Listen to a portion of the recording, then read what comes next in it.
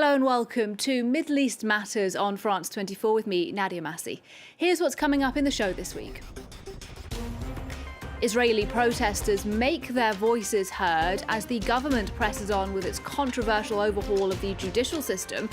During the show, we'll ask why Prime Minister Netanyahu is so determined to force through these reforms now. As Turkey and Syria reel from the devastating earthquake, yet another tremor strikes the same region. We take you to the once bustling city of Nerdag, now a ghost town. And as Lebanon's currency plummets still further, we meet two families struggling to make ends meet. We start the programme, though, in Israel, which is being rocked by some of the largest protests in its 75-year history. At stake is the independence of the judiciary. Benjamin Netanyahu's government is seeking a major overhaul of the legal system, which critics say amounts to an attack on Israel's democratic institutions like the Supreme Court. Indeed, if passed, the legislation would allow Parliament to overturn decisions made by the Supreme Court. So just what is motivating these controversial reforms, and why is Netanyahu so determined to push them through now? To discuss, correspondent Jordana Miller joins us from Jerusalem. And Jordana, let's talk first of all then about the ideological origins of these reforms. The Justice Minister, for one, has been pushing for changes like this for many years. So just tell us a bit about why this is also important for him.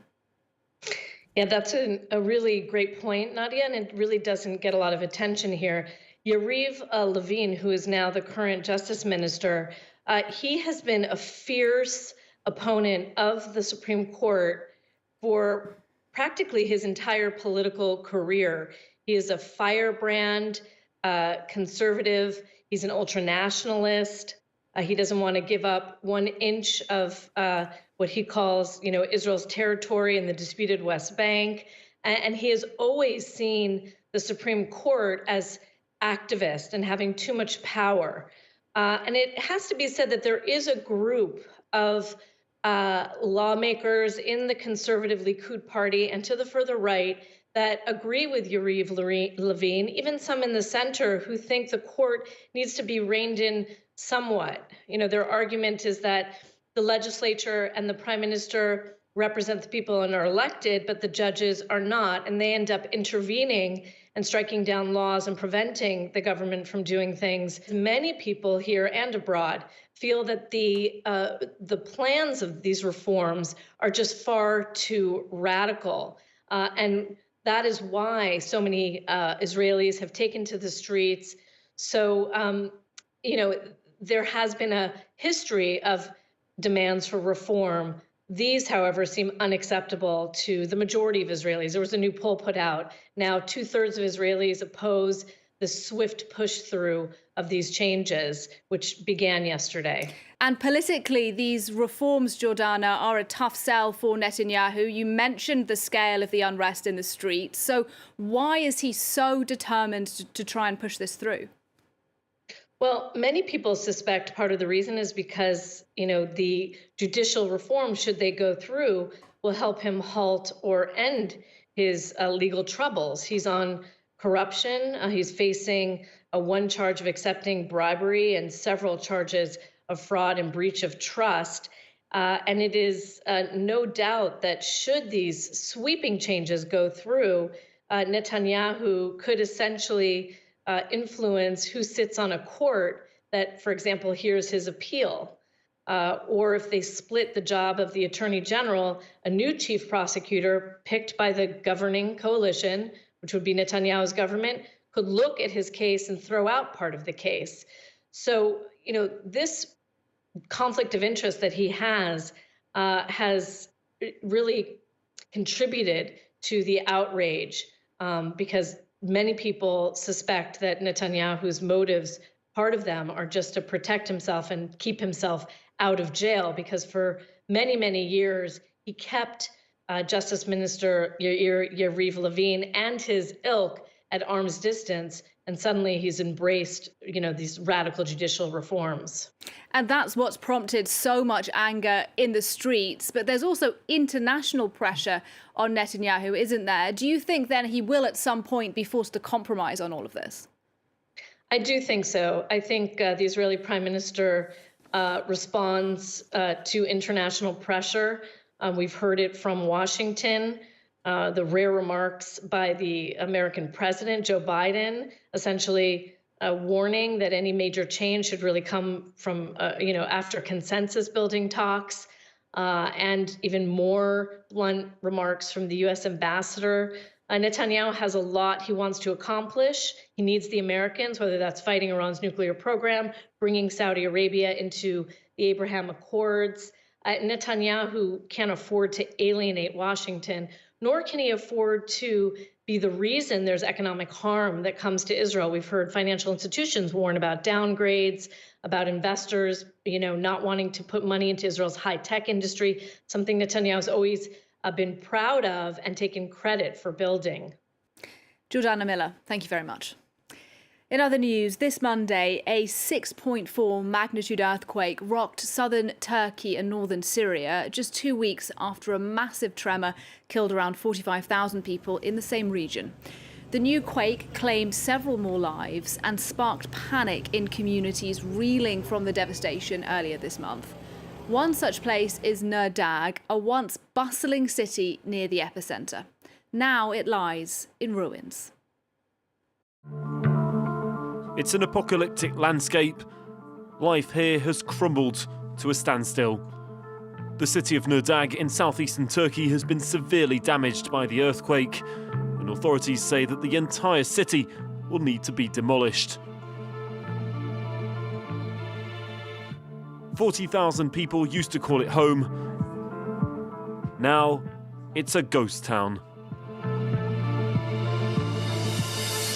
In the middle of the ruins are the words, "Goodbye Nurdag, February the 6th, 2023. We're leaving. It breaks my heart. I've lived here since I was a child. This was my apartment, but it's gone now. So sad.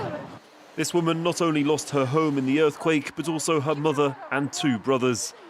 Her son has been helping her recover the pieces of furniture that weren't destroyed. We're collecting our things, but we don't even know where to put them. We're not getting any help. We're trying to find an apartment in another town, but the rent is way too high. It's a fight against time to empty their homes. They told us to clear our flats before the diggers arrive. They're going to destroy everything, whether or not we agree. Bunları yeni almamıza gerek kalmayacak.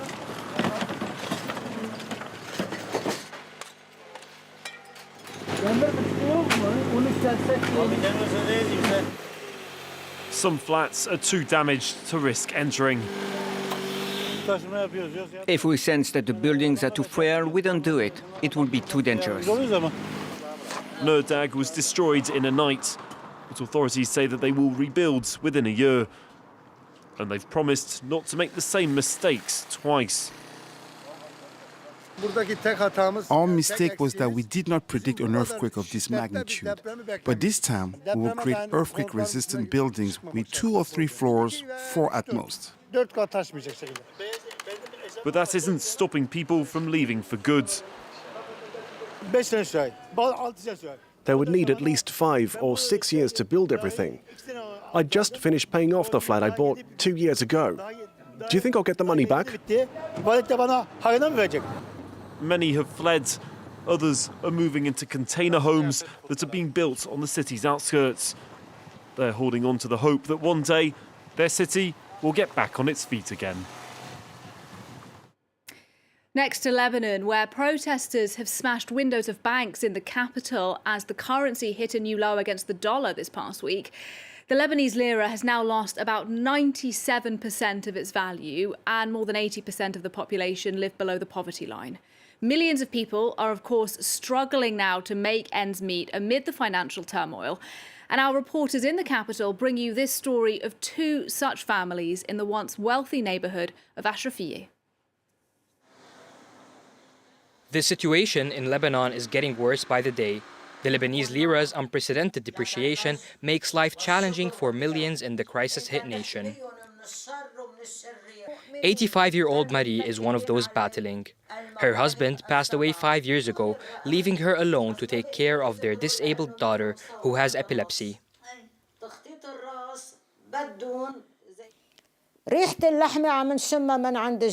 I only smell meat from the neighbors cooking. I miss eating meat. We just need some eggs for our nutrition, especially in our situation. My disabled daughter is covering herself up in blankets, and we can't afford the price of a gas canister to heat our house. After the COVID-19 pandemic, the Beirut port blast, and the socioeconomic collapse, NGOs do their best to help those suffering the most, like Marie. Lebanon of Tomorrow is one of many active organizations in Beirut. We provide support to Marie by checking in on her every 2 weeks and giving her the support she needs. The situation is deteriorating and the demand for help is increasing. Although many local and international NGOs are active across Lebanon, many people still need support and rescue from possible malnutrition and famine. One day it's just lentils, one day it's beans, one day it's chickpeas, or even wild plants. No yogurt, no cheese, nothing. Look at our tiring situation. What should we eat? Should we eat soil or dirt?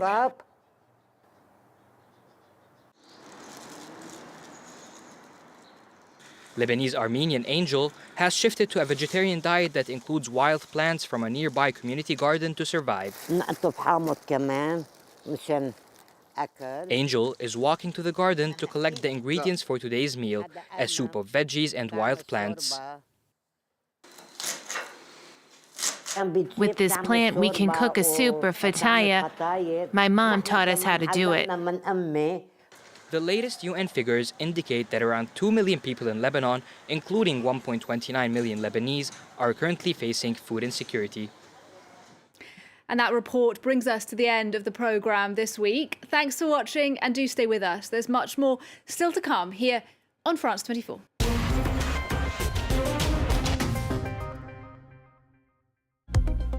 Beyond the News. A daily opportunity to go beyond the headlines and explore the news in depth. Revisited. A return to places which were in the news a long time ago. Reporters. Our in-depth reports on international news. The 51%, a programme about women reshaping our world. The Observers. Meet our observers who alert us to hidden realities. Focus. Exclusive reports by our correspondents and journalists. And Down to Earth. On the vast potential of our planet. Every day, watch Beyond the News on France 24 and France24.com.